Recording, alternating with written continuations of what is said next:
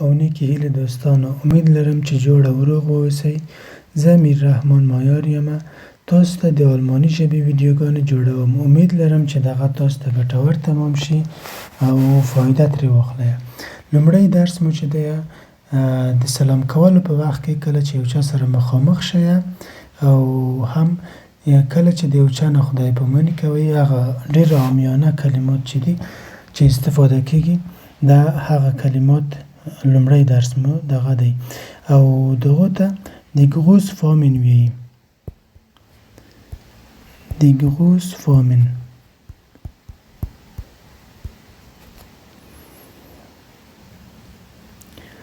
دو ته د ګروس فامین وایي. د ګروس فامین یعنی د سلام کولو او هم د خدای پاماني کولو قالبونه دي چې دغه ثابت دي او دغه په آلماني ژبه کې استفاده کېږي. دغه چې دی یو د بیګروسونګ یعنی سلام کول،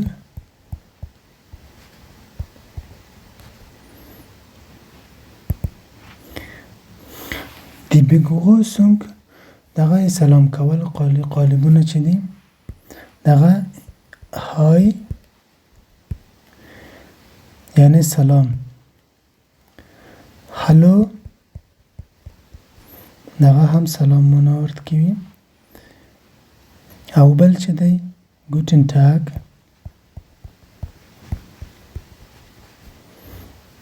یعنی ښه ورځ، بل چې دی ګوټن آبند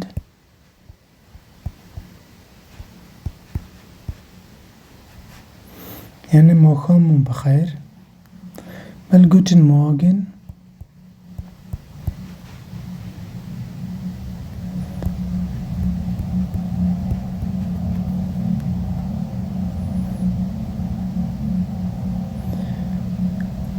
ګوټن مورګن سهار مو بخیر. دا هغه کلمات دي کله چې یو چا سره مخامخ شئ دغه استفاده کېږي. دویم der Abschied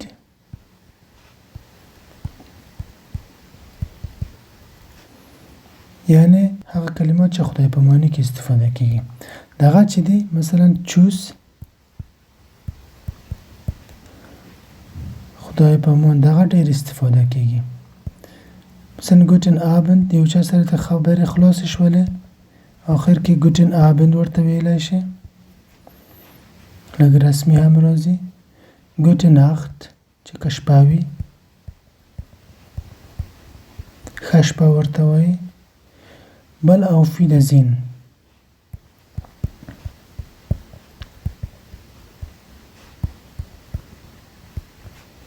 auf Wiedersehen یعنی د لیدو په هیله.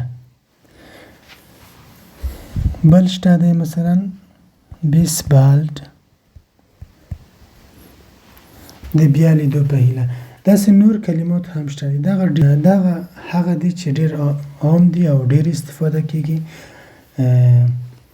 یو تکرار به یې درته وکړم. تکرار د بیګروسونګ یعنی سلام کولو په وخت کې هغه کلمات چې استفاده کېږي لکه های سلام، هلو سلام، ګوټن تاګ ورځ مو بخیر، ګوټن آبند ماښام مو بخیر، ګوټن مورګن سهار مو بخیر.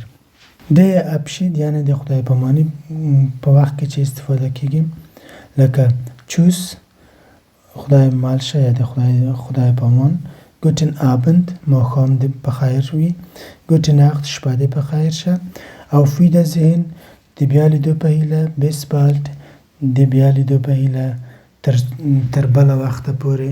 دغسې کلمات دي چې دا استفاده کېږي. هلو او چوس چې دي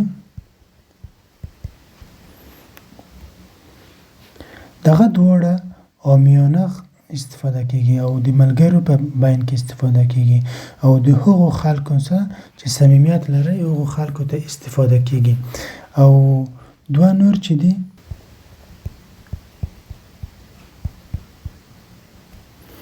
ګوټن تاګ او auf Wiedersehen چې دی